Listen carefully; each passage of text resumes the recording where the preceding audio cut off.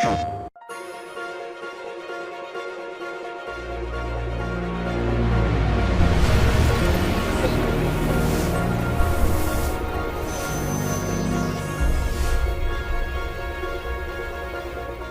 write these characters and you have an idea in your head of who this character is.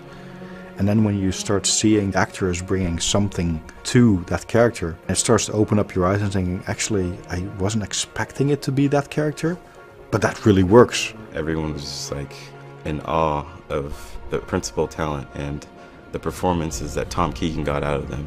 When you bring together a team of people who are really committed to the story and the characterization, the actors feel it, and we're really fortunate to find fantastic people to fit those roles.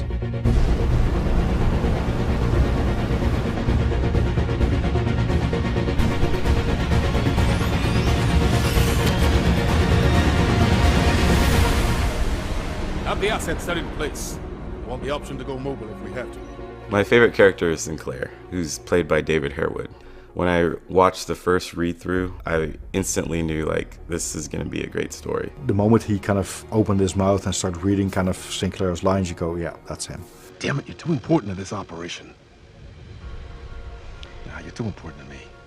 I almost call him the hero of the piece. He loves Vector. He's a soldier. He's been fighting for Vector since he was a boy. On one hand, he's caring for you. On the other hand, he has this kind of almost brutal motivations where he said the only way we can ever be safe is by eradicating our enemy. He makes you want to fight for him, and you start to see that he may not be the good guy that you think he is. He has seen the worst of his enemy.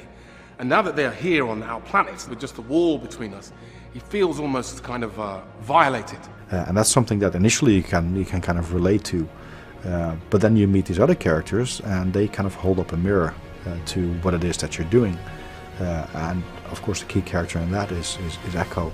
She's sort of an outsider. Her mother is Helgas and her father was Vectin, so she is a half-breed. Because of the background she has, the family she comes from, you can see that she's also going through a change in how she views the world. She's not caught up with allegiances. That doesn't really matter with her. She does crave companionship, but she's never really had it, so she's completely comfortable standing on her own and standing up for what she believes in, even if that means she's doing so by herself. She again represents the crossover that we're trying to do. So Vectin's good, Helgas bad. There's a middle ground. Both sides help to destroy this planet. We cannot let the same thing happen to Vector. To add to that mix, to really kind of stir the pot, we have kind of this crazy element of Tyrion, who is completely out of control and who's a person who just seizes the moment. He's hell-bent on revenge. He wants to crush skulls. He wants to look in the souls of people's eyes as they die. And that makes him feel alive. When Crispian walked in and he did his piece, we were kind of going, I want to get out of here, because he's genuinely, he's crazy. He's just way too scary. You've got to get some pain behind it, behind this intense anger. When you look at Tyrion, you're not just, oh my God, kill him, he's a really terrible guy. No, that you really understand these people's pain. You can understand kind of these people's motivations, but the only thing you have to figure out is what is the best way to actually deal with that problem of protecting your home.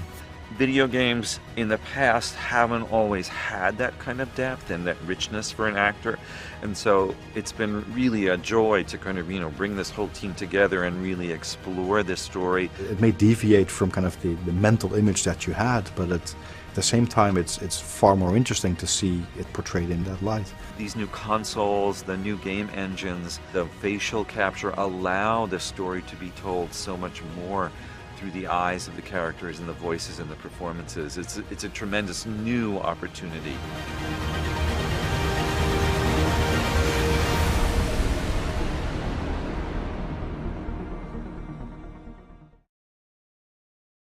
PlayStation